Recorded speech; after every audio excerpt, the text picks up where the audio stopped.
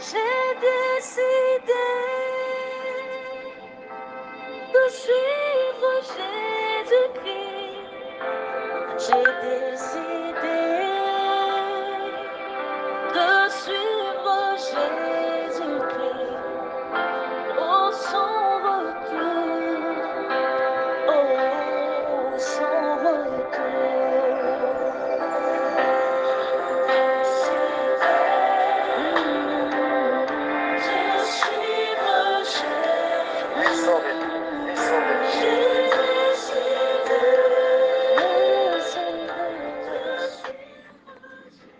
Shalom, shalom, bien-aimés dans le Seigneur. Je prie que la grâce de Dieu soit pour vous au nom de Jésus-Christ de Nazareth. Bienvenue dans le pain quotidien, la plateforme que Dieu nous donne pour que nous puissions ensemble nous exhorter, nous édifier et nous encourager dans cette marche et dans cette vie spirituelle que le Seigneur a ouverte pour nous, afin que chacun de nous puisse atteindre sa destinée et réussir le mandat qui lui a été donné par le Seigneur Jésus.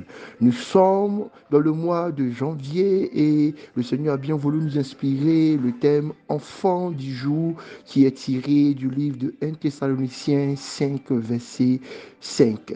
Nous sommes jeudi 12 janvier 2023 et pour cette semaine, nous parcourons le thème le jour du souverain. Et en ce matin, notre thème du jour, c'est Maître du destin, tiré du livre de Actes chapitre 27, verset 13, que je vous invite à lire avec révérence.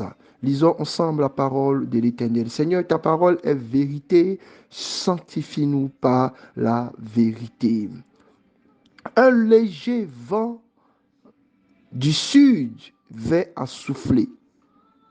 Et se croyant maître de leur dessein, ils levaient l'ancre et côtoyaient de près l'île de Crète.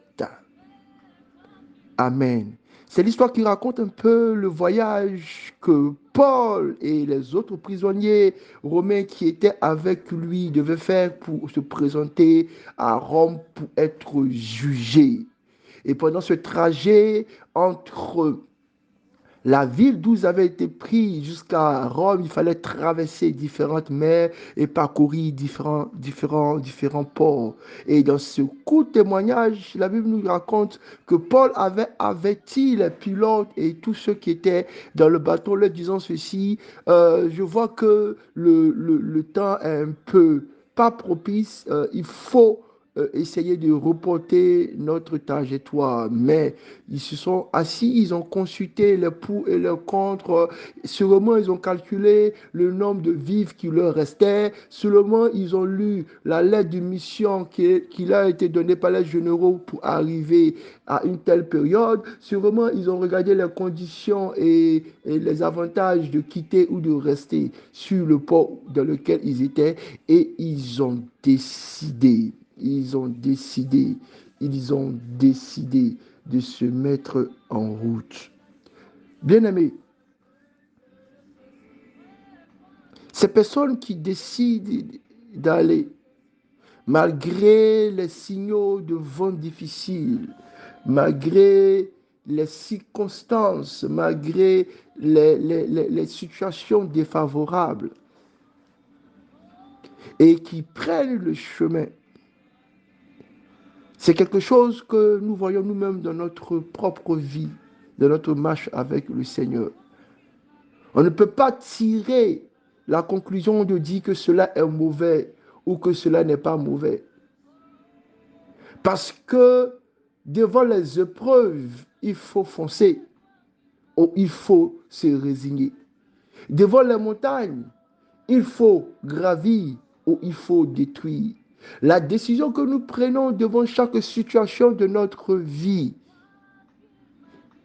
ce n'est pas la décision d'abord ou le résultat de cette décision qui nous permettra de confirmer si oui ou non nous avons raison, mais c'est plutôt comment est-ce que cette décision a été prise. La Bible dit ceci, dans Actes chapitre 27, verset 13, que ceux qui conduisaient le navire, ceux qui étaient prêts à quitter le port, ils se croyaient maîtres de leur dessein. Ils se croyaient maîtres de leur volonté. Ils se croyaient maîtres de leur destin.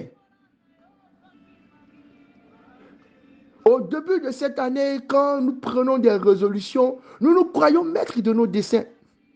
Je ferai, je dirai, je ferai, je dirai, je ferai, je dirai.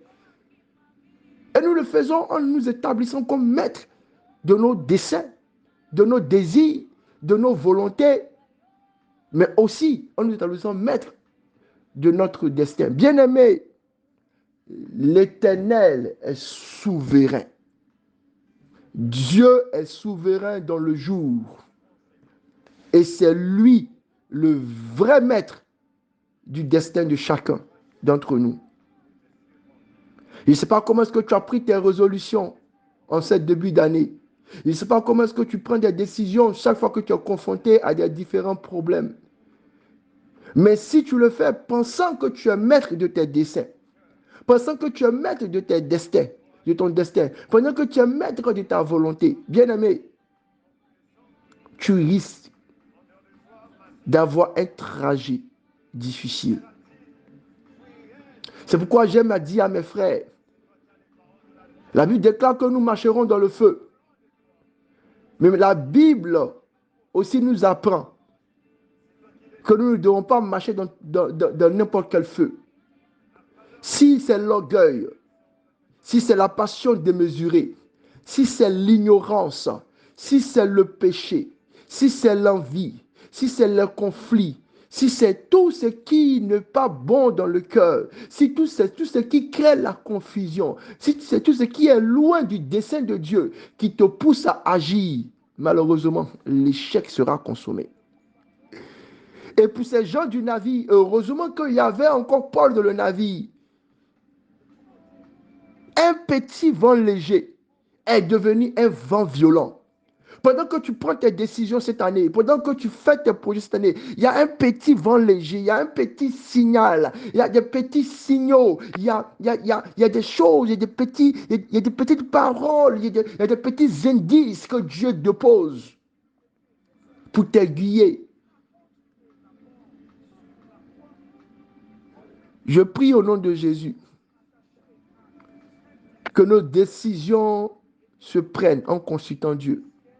Je prie au nom de Jésus que nos parcours se prennent en nous accolant à ce que Dieu a tracé. Je prie au nom de Jésus que lui qui est le maître de notre vie, parce que quand nous disons que nous avons donné notre vie à Jésus, elle ne nous appartient plus. Que le maître soit celui qui crée en nous le vouloir et le faire. Bénédiction. Au nom de Jésus, recevez la grâce et la paix.